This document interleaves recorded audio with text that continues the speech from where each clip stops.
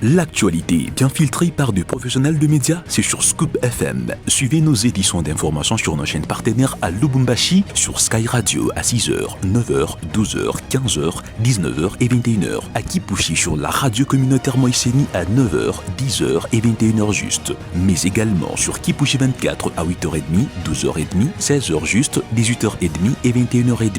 Le journal des Scoop FM passe aussi à Likasi sur Canal CTV 88.4 MHz et sur Unili Radio 88.0 à 6h, 9h, 13h et 20h. Suivez-nous également à Kasumbalesa sur Marafiki Radio 88.8 MHz à 10h, 12h et 18h. Scoop FM, l'actualité est en continu sur notre page Facebook et sur notre chaîne YouTube. Pour plus d'informations, contactez-nous au plus 243 97 62 31 31 9. Scoop FM, la neutralité réelle, la neutralité réelle.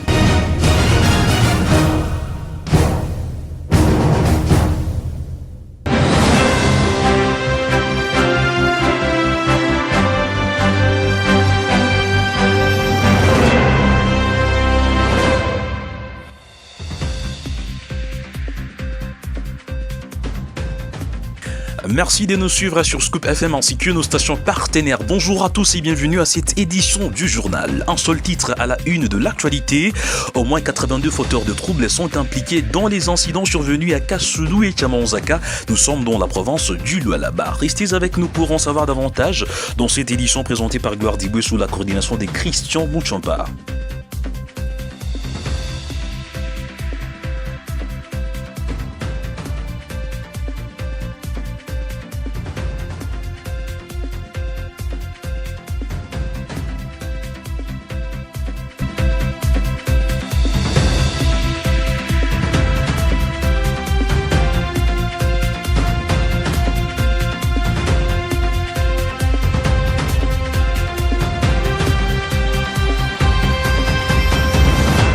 Annoncé dans le sommaire au Lualaba, au moins 82 fauteurs de troubles sont impliqués dans les incidents survenus à Kasulu et Chamanzaka.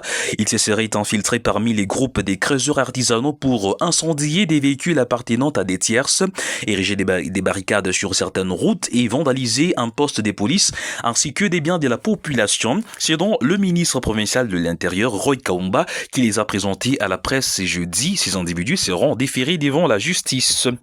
Et puis dans le reste de l'actualité, des fausses rumeurs sur une incursion des rebelles de la coalition AFC M23 soutenue par l'armée rwandaise dans la cité industrielle des Kabimba, chef-lieu du territoire des Kalemi dans la province du Tanganyika, circulent depuis quelques heures. La société civile du Congo, à travers son antenne des Kabimba, à 60 km des Kalemi, dément formellement cette nouvelle qui inonde la toile. D'après Gaston Biamongu, président de ces groupes des pressions, cette information relève d'une rumeur.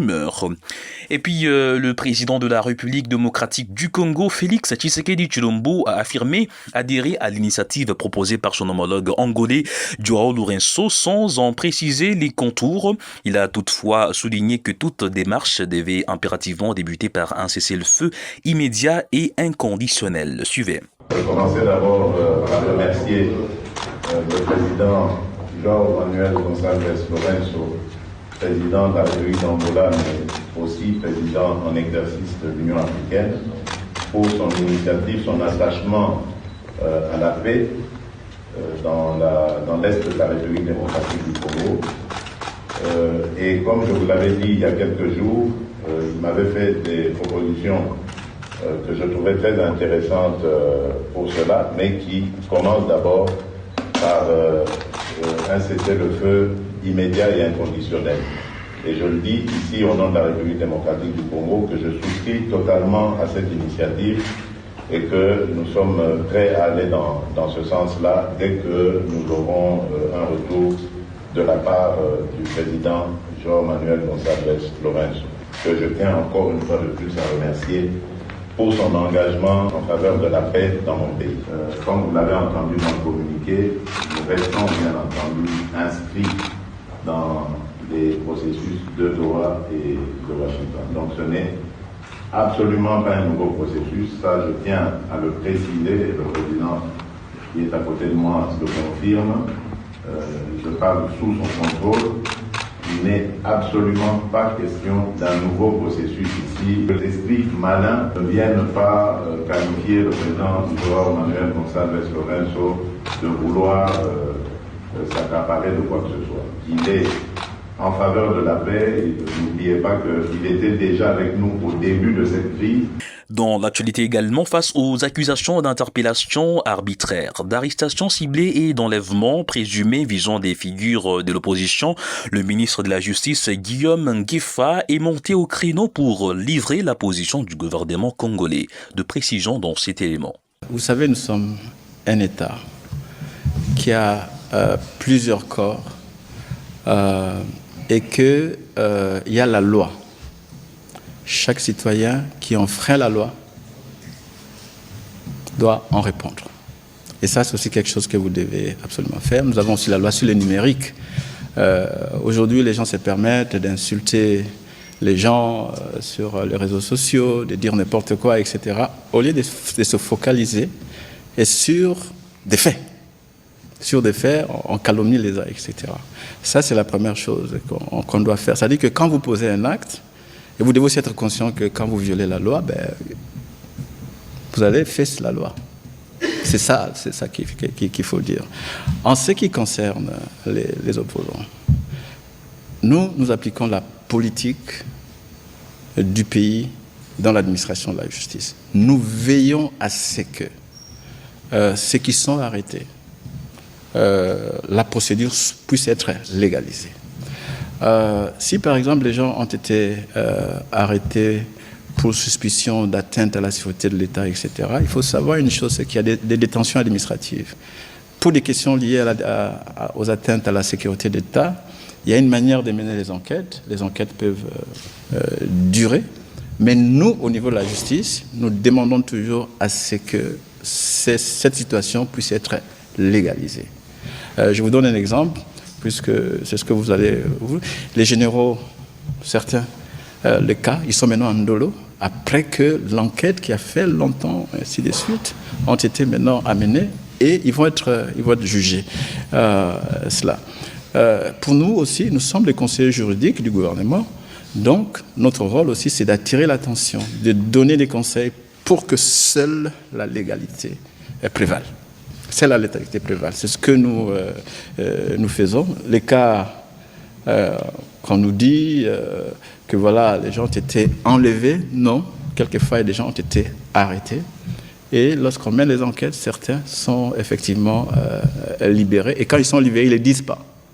Ils ne les disent pas. Mais nous suivons tous ces cas-là. Mais nous ne pouvons pas nous interférer lorsque les OPJ à compétences restreintes sont en train de mener les enquêtes. Nous attendons et nous allons nous assurer que, effectivement, soit ils sont libérés s'il n'y a pas de preuves, et s'il y a des preuves, que le cas puisse être connu devant les causes des tribunaux.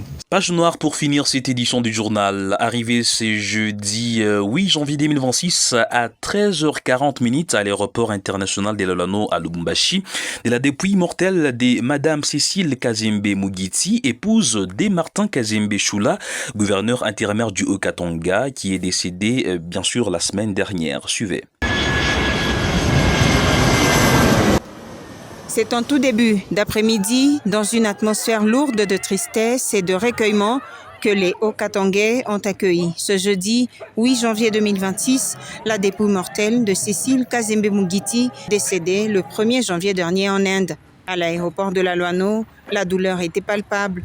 Le gouverneur intérimaire Martin Kazembe Choula, profondément affecté par la disparition de sa tendre épouse, a conduit la délégation officielle venue rendre un dernier hommage ensemble avec les membres de la famille à l'illustre disparu. Derrière le cercueil, entouré du président de l'Assemblée provinciale, Michel Kabwe-Mwamba, et de la vice-présidente Liliane Kombamaka, l'ambiance était morose. Les députés et ministres provinciaux, les maires des villes et les directeurs de différentes administrations de la fonction publique, tous unis à la population, ont accompagné le cercueil dans une atmosphère d'une profonde douleur lors de la sortie du corps de l'aéroport international de Luano.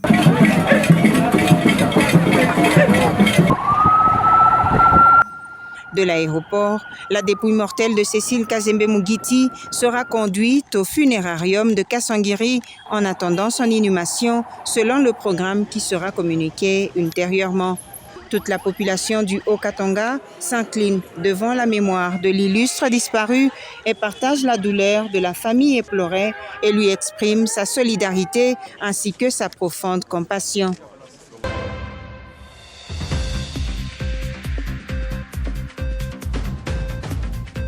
Mesdames et messieurs, c'est par cette information que nous mettons un terme à cette édition du journal sur votre radio. Merci de nous avoir suivis.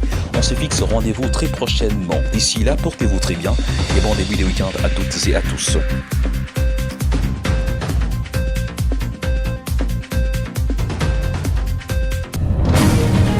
L'actualité bien filtrée par des professionnels de médias, c'est sur Scoop FM. Suivez nos éditions d'information sur nos chaînes partenaires à Lubumbashi, sur Sky Radio à 6h, 9h, 12h, 15h, 19h et 21h. À Kipushi sur la radio communautaire Moïseni à 9h, 10h et 21h juste. Mais également sur Kipushi 24 à 8h30, 12h30, 16h juste, 18h30 et 21h30. Le journal des Scoop FM passe aussi à Likasi sur Canal CTV 88.4 MHz et sur Unili Radio 88.0 à 6h, 9h, 13h et 20h. Suivez-nous également à Kasumbalesa sur Marafiki Radio 88.8 MHz à 10h, 12h et 18h. Scoop FM, l'actualité est en continu sur notre page Facebook et sur notre chaîne YouTube. Pour plus d'informations, contactez-nous au plus 243 97 62 31 31 9. Scoop FM, la neutralité réelle, la neutralité réelle.